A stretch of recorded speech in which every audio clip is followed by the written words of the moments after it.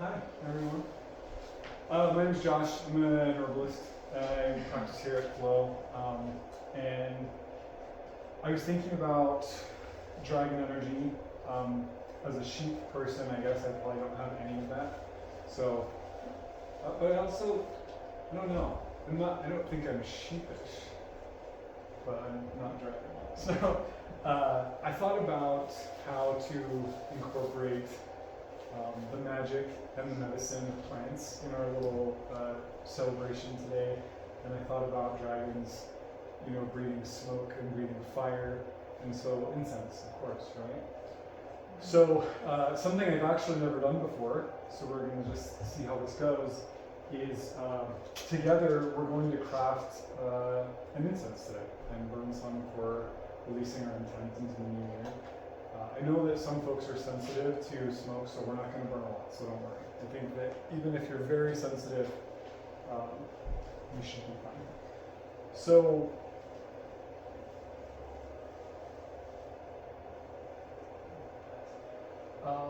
what I'm going to do as we go along is just share, maybe a little anecdote or two about the plants that I chose for us today. And if you want to add your magic, your petition, your prayer, your good intents to this as we go, that would be awesome. However you want to do that. And I'm going to give myself carpal tunnel syndrome and hand grind all of this because this is a really beautiful way to put energy and intent into what we do. So I'm going to start with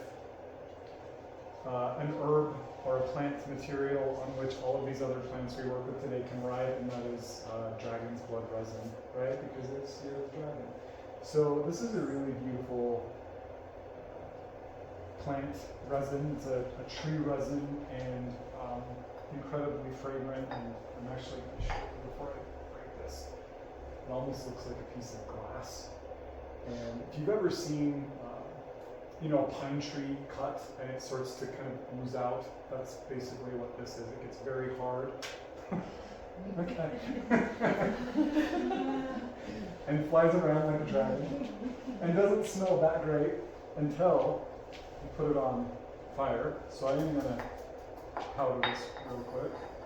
And I don't know if you'll be able to see, but it has this beautiful dragon red color, and it's an incredible fragrance. So we're going to kind of ask the dragon to carry all of the other bits of intent. Like I said, I just picked some various plant materials that I thought, if you can't get into all of them, maybe there's one that, based on what you learned from Rachel or just kind of what you set for yourself in this year, you can kind of piggyback your intent for the year, or kind of what you want. So the first one I think we'll do, because this feels important to a lot of people, is bay laurel. And weirdly, this bay laurel is grown here in Salt Lake. It's a hard conversation because, global warming, there are plants growing here that previously it was a little too intense weather-wise for here, but I do have a friend that's growing true bay laurel. And so this is bay from Salt Lake. It's kind of cool. And bay, you've probably heard the stories about, ancient Rome and Greece, people would get crowned with laurel wreaths when they would win the Olympics or win a game or, win a trial or something.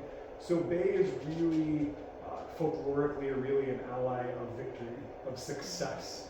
And we also work a lot with bay as sort of a symbol for dominating or succeeding over your obstacles, right? So it's not like some plants are about clearing obstacles out of the way, easing the path.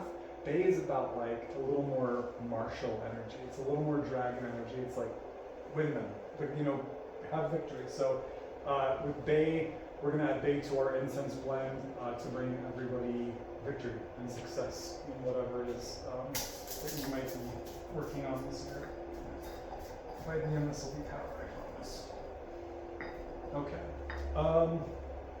Another one I think that we could all probably benefit from, this is Salvia officinalis, aka garden sage, right? And when we read the old sort of early modern British texts around plant folklore and flower folklore, sage, as the name implies, is a plant of wisdom and foresight, right? When we work with sage medicinally, we ask this plant to increase blood flow and oxygenation up to the brain, right? So it's really about making sure we have the physical resources to think clearly, to project into the future, to plan, to plot, to problem solve. But energetically, sage really brings us kind of a deeper type of wisdom, a more spiritual wisdom. So we're going to add sage. It's an election year. Ooh. We're going to add sage to our incense plant that we can be wise in all of our choices this year, as limited as they may be.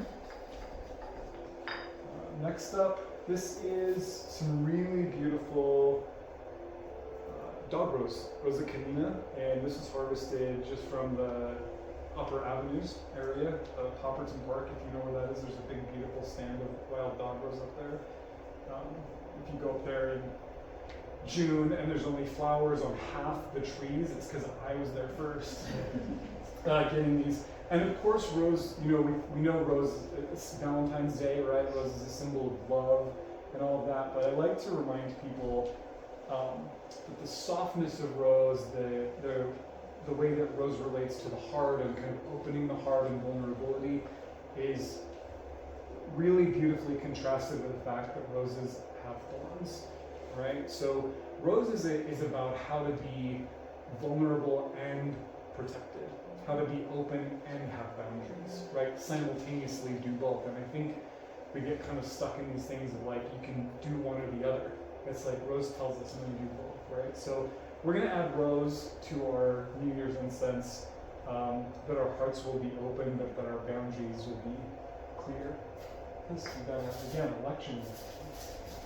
Put that in there. Give you a peek. Let's see. We're getting there. It's coming along. I've got some lavender. This is from last year's lavender harvest. This is an angustifolia, so it's an heirloom French lavender. Really like to work with this one medicinally. And lavender, you know, we could add lavender today for two reasons. First is peace, right? Lavender is famous for being an ally of being calm. All of that's really nice. So we'll ask that. But lavender is also incredibly terpene rich and very aromatic, and these aromatic plants get up into the limbic system of our brain where we store memories and emotions, and this particular plant also has some really interesting nootropic properties, meaning that it helps the brain stay squishy so that we can unlearn things that don't serve us and learn new things that are going to serve us better.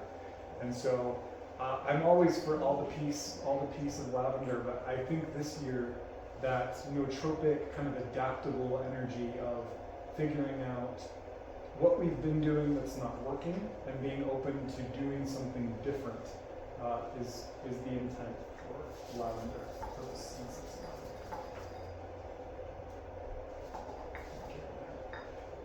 Let's see who's next. This is a date, and this is a sort of an Asian varietal of date. That's why it's a little bit small. But dates, in addition to being one of the traditional fruits that are worked with around Lunar New Year in China as a symbol of longevity and sweetness, also brings sweetness, right? Like literally, if you've never had a date, you already know what the energy is. So I'm bringing date in for sweetness, so the year can be sweet and nourishing. We also work with dates a lot to build the blood in herbalism, or when people, when we're exhausted, when we've kind of gotten beat up and our resources were kind of fried and dried. Dates, jujube dates, various different kinds of dates are so helpful in helping to build up our vital fluids and nourish our blood and kind of return sweetness to life.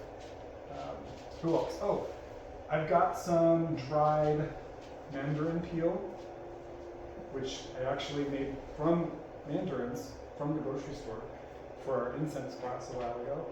And I wanted to put these in here because, oranges symbolize the sun. So this is a very, an appropriate time to have orange symbolism representing the return of the sun in the spring, and also the connection to the Chinese New Year oranges. So with this one, we're going to welcome back the warmth and the growing season. I'm very, very excited for. I know some people love the winter. I'm not those people. Who else are we going to work with? I have some resins from different trees. I've got frankincense and myrrh and copal and pine. And these resins are synonymous in most of the folklore. I think about the lore around the Greek god Attis, that these resinous material, it's almost like part of the tree is turned to stone, right? They're very hard. So they symbolize longevity, right? And so we always want, in all of our New Year celebrations, to have some blessing of a long life, a long, prosperous life, healthy life. So we're going to just throw all those into it because why not? Normally I would use a spice grinder to do this, but I wanted to flex a little bit today. Show off a little bit. Let's see, who else will we do? We're going to do some rice, because rice is right now in the world next to wheat probably the most important food crop, and I think that rice is a symbol for prosperity and abundance and always having enough and being nourished by life, as a food staple. So I think that's a blessing that we could all be happy to receive, but also to send out to the world for everyone else. So we're going to put some rice in there. And juniper, this is Juniperus osteosperma. This is a Utah juniper, a high desert juniper. It's like probably my favorite tree in the whole world. If you hang out with me for more than 5 minutes, we'll probably talk about juniper. And juniper is really a beautiful ally of protection. We call it sword and shield medicine in Paracelsian herbalism.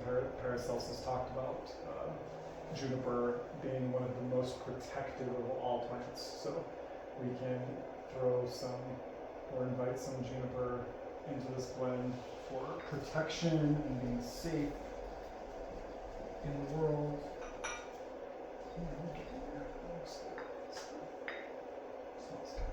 And last but not least, I have some Baltic amber, which I keep in a jar because it's very, very stinky. And I like this particular amber for opening the heart. This is like a deep heart medicine, really getting into the spirit of self. It's very sweet. Probably just from having this open, people will start smelling this. It's very, very strong. I will show you how much of this is going to go into our incense blend. Just that much. That's plenty.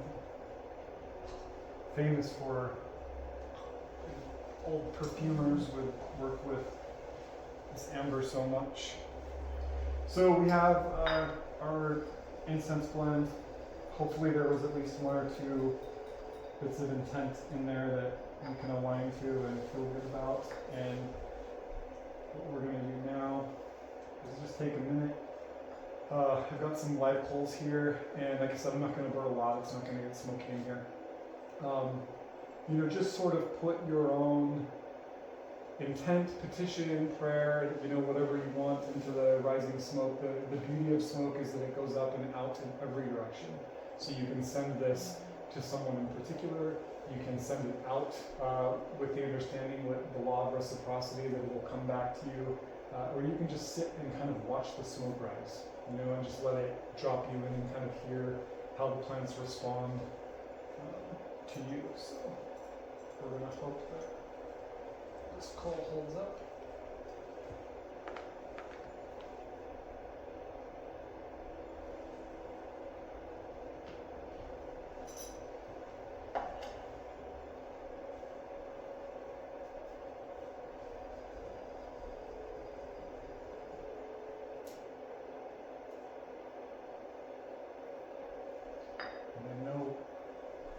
Guarantees expressed or implied about how this is going to smell.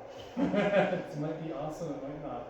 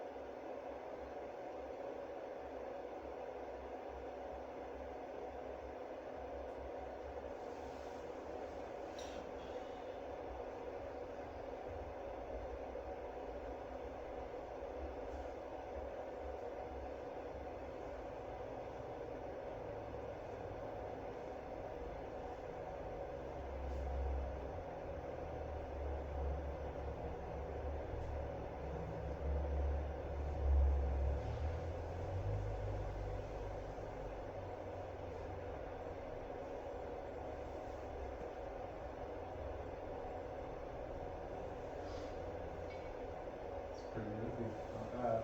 Trying to get some out back.